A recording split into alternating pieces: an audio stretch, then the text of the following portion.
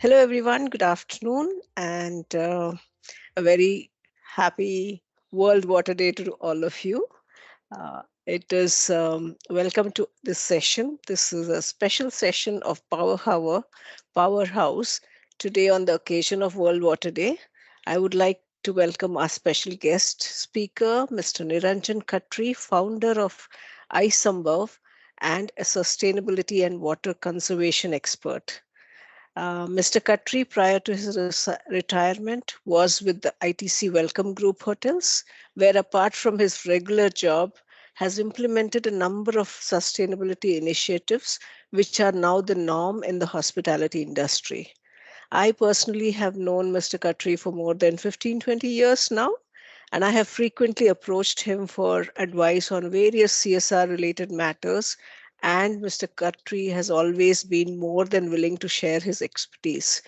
Mr. Khatri also advises corporates and NGOs on CSR, sustainability, and related topics. Before I hand over to Mr. Khatri, I must mention here that he has been a staunch supporter of our scholarship program and also has been a very generous donor all these years for this program. He and his friends have donated several times what is known as a lap pal, a kind of writing desk made of thick corrugated cardboard for use in schools where there are no desks and classes are conducted with the children sitting on the floor. So that's a small introduction on Mr. Khatri. And over to you, sir. Welcome once again. Thank Uh, you. Thank you, guys. Thank you, Gayatri. Before we get to Mr. Khatri, I think, and I can understand Mr. Khatri was briefly mentioning about that he can't see the participants. Uh, so even in the hybrid digital model, we can make him feel that he is at the stage and addressing all of us. So for just a minute, can I request if all of you can unmute your microphones? If all of you can switch your cameras on and give a loud round of applause welcoming Mr. Niranjan Khatri. So it's a digital applause, and then you can go back to mute and off camera mode so that we can start listening to him.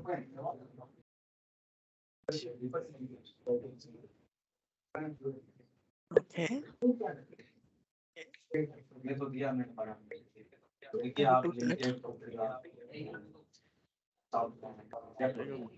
Thank you, Gayatri. Thank you, everyone. So over to you, Mr. Khatri. Namaskar, Sat Sri Akal, Adab, Vanakkam. It's a pleasure to be with Steria once again. How much water do you need per person per day? Can anybody give me a figure? 2 liters. How much? 2 to 3 liters. 40 liters. 3 liters. 25 liters. Anybody else? Liters. 5 30 liters. to 40 liters. 5 liters. At least Anybody 10 to else? 12. 4 liters. 10 to 12 liters. 10 to 12 liters. 40, Okay. 50, 40, 50 in the chat box, 5, 6, Okay. 30. Okay. So this is 20 an option. liters. So Yeah. 50, 60. Somebody wants to say 60. Come on, come on, come on. Somebody wants to say 17. This is an auction. 25. Someone said 25. Someone said 5. Okay, somebody can better that. Come on, come on. This is mental yoga. You have to jog your mind. 80 liters. 80 liters. Very good. 30 90 liters. Anybody? 90 liters. Anybody? Very quickly. No. Well, let me give you the answer. As per World Health Organization, we require 135 liters of water per person per day. Okay. But I disagree with the World Health Organization figures. You know why? Because depending on whether you're a vegetarian or a non-vegetarian, your water consumption per day is somewhere between 1,500 liters to 2,500 liters. Now you'll ask me how.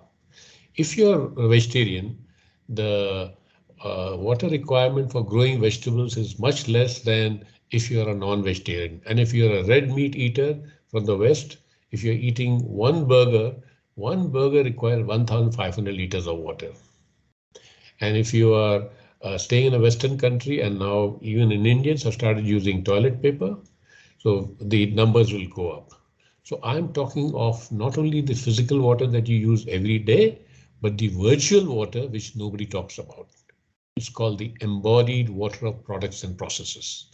And I'm sure you are reading newspapers and online information. You know that India is a water stressed country. Madras itself has floods and droughts in the last 10-15 years, right? So we have to also understand that the water availability will go down because of climate change. And countries all around the world are working very hard to not exceed 1.5 degree temperature by 2030, because if we exceed this, then it'll be very difficult to reverse the damages that we are causing. And we must appreciate that our forests are standing dams. Nature has given free dams because forests have the capacity to absorb water in a very systematic manner. The water falls on different stories of the forest and then seeps over the dry leaves on the ground, and then the rivers are alive. But if the forests are not there, which are getting decimated all over the world, including our country, uh, we'll have more water trouble. And of course, we don't have planet B. Now, I'm showing you this picture, which is not very clear. It came in India Today way back in, I think, 1998. It shows a man, woman going on a motorbike in Rajasthan when there was a drought to collect water. What's wrong with this picture? In 15 seconds, you must tell me something. There's no right answer, there's no wrong answer. Petrol is available and water is not. Yeah. Excellent. Yes, I think Excellent. that's the Petrol only, is yeah. available and water is not available. Very good idea. That's the answer that I was looking for.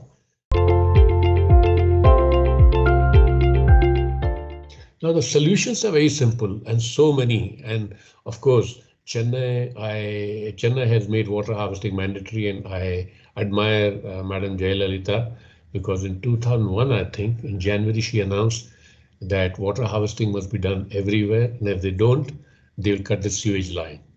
And very effectively, a lot of people did rainwater harvesting. Now, it's very important that when you talk of water conservation, it has to begin from home. It's all very nice to point out, oh, the state must do it, or my boss must do it. Now, it's very important to also understand uh, uh, water empathy. So now this picture on the left, my left, uh, is a campaign that India had for Incredible India campaign. Do you like this picture? It's a beautiful picture. Do you like it? Can I get a response from you? Yes. Yes. I'd like It's a to get a beautiful Yes. picture. response from No, male. the backdrop is good, but Beautiful picture, the sir. woman Very. carrying is not good. So now we move to the subject of waste management. India treats only 89,000 tons of waste per day. We generate 150,000 tons of waste per day. And look at the boys who do this work, young boys, so-called rag pickers. I'm very happy that 2014 Modi ji announced the Swachh Bharat Abhiyan. Thanks to that. So just for your general information, India generates 50% wet waste, 40% construction waste, and 10% others. The wet waste can be converted to biogas and can be used for kitchen. Our hotels in many locations have started using the wet waste of the hotel to convert gas, and the gas is used in the canteen. Similarly, construction debris can be converted into repurposed construction material, provided the taxation laws are changed. There should be more tax on virgin material and less tax on repurposed material. Because what is happening today is the construction debris is used for filling up lakes and creating more land, and then there's a water problem. Yeah, this is the one I was talking about. माँ कचरे वाला आया है, बेटा कचरे वाले तो हम हैं, वो तो सफाई वाला है. सोच बदलो, देश बदलो. beautiful message on waste management. So there's an organization called Daily Dump, which takes school children to landfill sites and shows them what mess we are creating. And they have made home composter whereby you can convert your waste into manure in about 20-25 days. And they have a complete set of ingredients to help you do that. And I had this in my house from 2009 to 2017. So all our wet garbage went from the left to the right into the three bin system on the right, as you can see it, and then it got decomposed and it became manure. You can see the arrow going down, and then we use the manure go towards the left side. Our potted plants are there. So we kind of had a circular home. In this picture, the guy on the left, he's nature, the guy on the right is you and me. Who's going to win the battle? Anybody? That is absolutely clear. Nature, you can't fight the nature. Absolutely. So as they say, The guy on the left.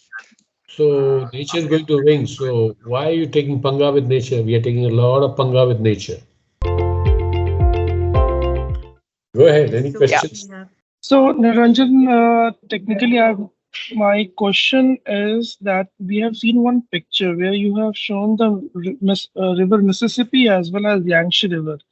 So I have less knowledge over Mississippi, but I do understand about Yangtze River. That Three Gorges Dam has been built over that. Isn't it that one side the government, the United Nations, one side we are talking about their water conservation, another time the same water, the flowing natural water resources, and we are obstructing its flow by creating a lots of dam. Even the government of India is making lots of dams, even in the high seismic zone areas. For example, we have a high water storage in the Himalayas. If the one earthquake hit it, it will wash the complete north. So, what is the use at the small level? We do care about it. I am performing the kitchen, the decomposition from the last 10 years, in fact, and that is very effective and that is very easy, in fact. And we generate that much of compost that we have to give it to the near around shalas and everywhere because we cannot handle that much of compost. So even though we talk about them, what is the use if at the government level they are not doing it? Very good question, Saurabh. We are evolving. See, India was a closed economy till about 1991. We started getting globalized in 91, 92. We opened our doors to the Western world. Till 91, we were following very good practices. We hardly had any plastic in our homes, right? We used to carry our bags. We used to walk, cycle, etc., etc. But then many of us traveled to the West and we said, hey, we are living a very poor life. But actually, we're leading a very rich life. Today, we are leading a poor life. The fact that you sit for 2 hours or 2.5 hours to reach your office, especially in Bangalore, I'm talking from a Bangalore perspective. So people are saying, why should we only live that kind of lifestyle when the others are, having omelets and our eggs are being broken? Very valid. But then we don't have that many resources for everyone to lead that kind of lifestyle. And therefore now there is nudge on the Western countries to change their lifestyle, which is a very tough call, right? But we must continue to be mindful and use our resources because let's put the data of the country in perspective, then we'll understand everything very easily. India has 17.5% of the global population, 4% of the land mass, 2% of the forest resources, and 1% of the water resources. And we have 300 million cattle. And there are competing needs of various animals' needs also. So if this be the picture, and if we are all aspiring to live the Western lifestyle, it's not possible. And Gandhiji said way back in 1947, if India wants to emulate the lifestyle of Britain, then the world needs another 2 Earths. It's not there. Therefore, I see it as a great opportunity that we reduce waste in very interesting ways. And we are capable of doing that because sustainability is built into our DNA over thousands of years. It's unfortunate we are aping the West today, left, right, and center. right? But even then, 70% of the population in the country leads a very simple life. And if they were also following even our lifestyle, we will be in big trouble. Okay, coming back to your dams, etc. Uh, we are a large country. We have to feed the people. Therefore, in 1951, we had the Green Revolution, and the Green Revolution was based primarily on groundwater because that time the groundwater was available at a depth of 30 feet. Today, it's gone down to 300 feet to 1800 feet, as I mentioned to you earlier. So, dams were needed. They were made. We had the Bhakra Nangal Dam made somewhere in 50s. I don't remember exactly when. And more dams are being made because what is happening is there's a competition going on. You're aware of the conflict in the eastern region. China is making much bigger dams than ours, right? So if they divert all the water, then we are in trouble. So the situation is a catch-22 situation. If you don't do it, you are damned. If you do it, you are damned. So therefore, in a situation like this, how do we now work towards decentralized power resources, decentralized water resources? And that's possible because people have started doing rainwater harvesting, etc. It's become mandated. 16 or 17 states have mandated it. The installation of solar in the country, uh, we were supposed to have installed 175 gigawatt by 2022 as per the articulation done by the Prime Minister in 2014. I think we have achieved about 126 gigawatt, which is pretty good because the earlier government had a target of 22 gigawatt by 2022. So that is happening. We are beginning to harness more and more of our wind technologies. One of the reasons that power cut has come down in many cities is because that even in the power plants, coal power plants are not working. The renewable energy power plants, which are all huge, in Bangalore, near Bangalore, there's a place where there's a 2,500 megawatt plant, if I remember right, and a 4,500 megawatt plant is being set up in Rajasthan. So there's a transition towards low carbon economy, and we as individuals need to do our bit. You and I don't have the powers to do the big thing, and therefore, I'll tell you a story. There was a girl who was walking on Marina Beach, and a lot of starfish had run aground, and she was walking and picking up the starfish and throwing back in the sea. So the old man was walking behind her, and he was very curious to see what is this girl doing. So he finally could not contain himself, and he asked her, "Little girl, what are you doing?" He said, "No, the starfish is run aground. I'm saving it." So she put another one in the sea. He said, "There are so many of them. What difference does it make?" So she bends, picks up one more starfish, and throws it back in the sea. And she said, "It makes a difference to this one." So the point that I'm trying to make is that you and I can make our own difference by harnessing our own water, reducing our water consumption, not wasting water, not wasting food. If you have an independent house, generate your own energy because the government is allowing you to do that, right? And you save your energy costs through this grid interactive system, which is already existing in the country. So take advantage of that. And since we are talking of big dams, one of the reasons we make dams is we want water and we want energy.